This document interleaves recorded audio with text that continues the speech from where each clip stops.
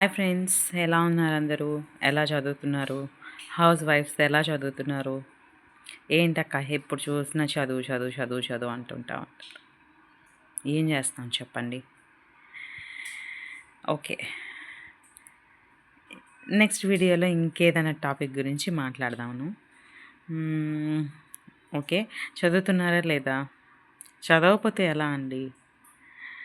ఎందుకంటే రేపు 25th select అయిన వాళ్ళకి లెటర్స్ ఇస్తారు అని అన్నారు. మరి 19th పోస్ట్ పోన్ అయ్యి 25th అన్నారు. కాబట్టి జాబ్ వచ్చిన వాళ్ళు హ్యాపీగా ఉన్నారు. వాళ్ళని చూసి మనం కూడా హ్యాపీగా ఉండాలా? 50% హ్యాపీగా ఉంటాం, ఇంకొక 50% అయ్యో నాకు జాబ్ మిస్ అయింది అని బాధపడుతూ ఉంటాం. దాంట్లో నేను ఒకదాన్ని. నిజంగా చెప్తున్నానండి, నేను చాలా బాధపడుతున్నా. నేను కూడా కష్టపడి లేదా స్మార్ట్ వర్క్ చేసి ఎగ్జామ్ రాసుంటే నాకు కూడా జాబ్ వచ్చుంటే ఈ పార్టీకి నేను కూడా దసరా అయిపోగానే ఒక న్యూ టీచర్గా ఒక స్కూల్లో టీచ్ చేస్తూ ఉండేదాన్ని కదా అని అనిపించింది. అదేంటో ఎక్కడో తెలియని బాధ. నాకేనా? అందరికీ ఉంటుంది. ఎందుకంటే కష్టపడి చదువుతున్నాం కదండి. కానీ ఏం చేస్తాం, ఆ పెయిన్ అనేది నాకు పోవడం లేదు. నేను ఎంత మర్చిపోదాం అని ట్రై చేసినా ఆ పెయిన్ అనేది పోవటం లేదు.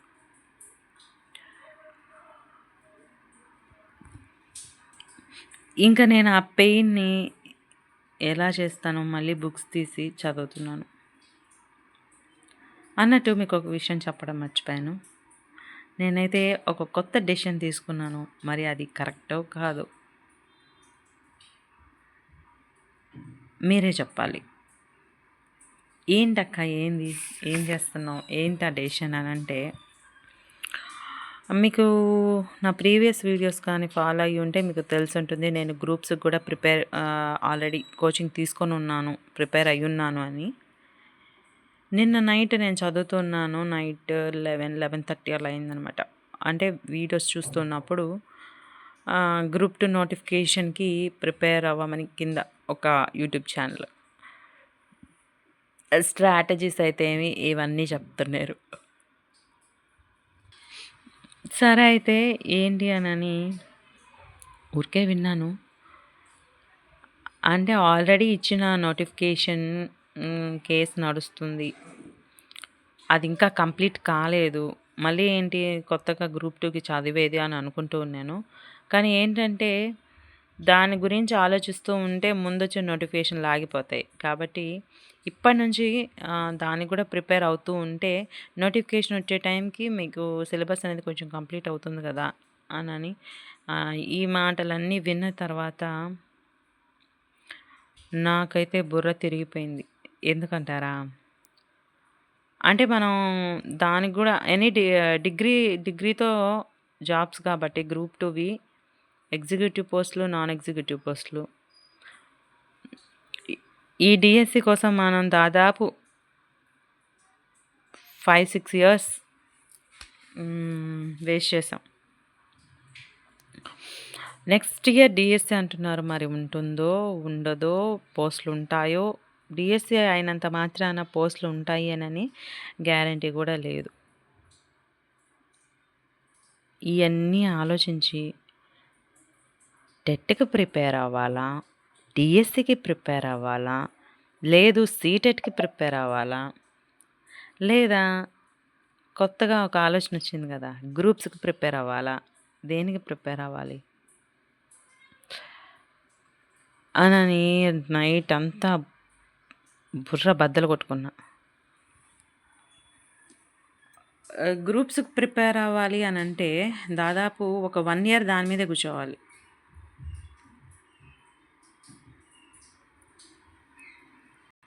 మనం ఎంత డిఎస్సి మీద ఫోకస్ చేసినా మార్క్స్ పెరగడం లేదు అది ట్రై చేద్దామా అని ఇలా మనసు పరిపరి విధాల పరిపరి రీతుల్లో పోతుంది. నా ఆలోచనలు అలా ఉన్నాయన్నమాట. అయితే ఒక్కటి మాత్రం కన్ఫర్మ్.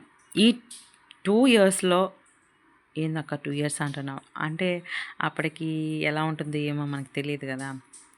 నాకు కొంచెం నా ఫ్యామిలీ అంటే కొంచెం పిల్లలు స్కూల్‌కెళ్ళే అంత పిల్లయితే నా చిన్న పాప. ఇంకొక 2 ఇయర్స్‌లో స్కూల్‌లో ఏ నెక్స్ట్ ఇయరే ఏస్తామనుకోండి. కానీ కొంచెం తనకు ఊహ తెలిసిందనుకోండి బావుంటది. సో, నన్ను కొంచెం వదులుద్ది. నాకు కొంచెం ఫ్రీనెస్ వస్తుంది ఈ 2 ఇయర్స్‌లో. ఈ 2 ఇయర్స్‌లో ఎలాగన్నా ఏదన్నా కంప్లీట్ చేసేసి సిలబస్ కంప్లీట్ చేసేసి ఒక డీఎస్సీనో లేకపోతే గ్రూప్సో ఏదైనా గానీ ఒక చిన్న జాబ్ ఏదైనా గానీ గవర్నమెంట్ జాబ్ నేను సంపాదించాలి అననేది నా ఆశ. తప్పంటారా? కాదంటారా? ఆశపడని హృదయాలు ఎక్కడున్నాయి చెప్పండి? ఆశ లేనిదే మనిషి మనుగడ సాధ్యం కాదు.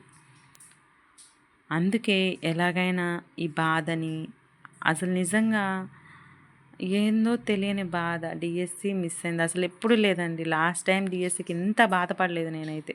లైట్ తీసుకున్నా. కానీ ఈ డీఎస్సీకి ఎందుకో అందరికీ పోస్టింగ్స్ వస్తున్నాయి.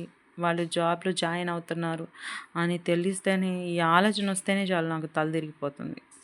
హెడేక్ అయితే చాలా సివియర్‌గా ఉందన్నమాట. ఎందుకంటే మళ్ళీ కూర్చొని చదవలేక. ఎనీవేస్ ఏదైతే అదయింది. అదే ఆలోచిస్తూ ఉన్నాను. ఏం చేయాలి? గ్రూప్స్‌కి ప్రిపేర్ అవ్వేనా? లేకపోతే టెట్ చదవాలా? డీఎస్సీకి ప్రిపేర్ అవ్వాలా? సీటెట్‌కి చదవాలా? నాకైతే ఏం అర్థం కావటం లేదు. మీరేమన్నా సజెషన్ ఇవ్వాలి అనుకుంటే నాకు కామెంట్ చేయండి. ఓకేనా? కామెంట్ బాక్స్‌లో కామెంట్ చేయండి. ఎందుకక్క మమ్మల్ని అడుగుతున్నావు అంటే ఫ్రెండ్సే కదండీ మనకి మంచి సజెషన్స్ ఇస్తారు. మనకు తెలియని మన ఫ్రెండ్స్‌కి తెలిసుంటాయి. అంటే ఈ టైంలో నా మనసు ఒకలాగా ఆలోచిస్తది. కానీ మీరు చూసే టైంకి మీ మనసు ఇంకొకలాగా ఆలోచిస్తుంది. కొందరు మంచిగా పాజిటివ్‌గా రియాక్ట్ అవుతారు. కొంతమంది నెగెటివ్‌గా ఫీల్ అయిపోతారు. అయ్యో! ఎందుకు డీఎస్సీ అక్క. అవి 5 ఏళ్ళు, 6 ఏళ్ళు వేస్ట్ అయిపోయినాయి. చాలా దగ్గరకొచ్చి మార్క్స్ చాలా దగ్గరకొచ్చాను. జాబ్ దగ్గరకొచ్చి మిస్ అయింది పాయింట్స్‌లో. అనవసరం అక్క ఈ డీఎస్సీ చదవడం. దాని బదులు ఈ గ్రూప్స్ అన్నా ప్రిపేర్ అయ్యి ఉంటే ఏదో ఇంత ఉండదు కదా అని అంటారు కొంతమంది.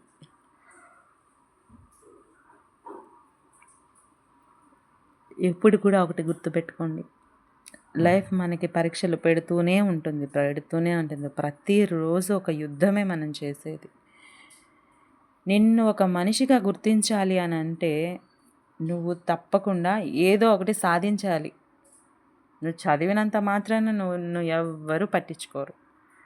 చదివాడమ్మా అంత అంటే ఓల్డెన్ డేస్‌లో అనుకునేవాళ్ళు ఇంత చదివింది అని.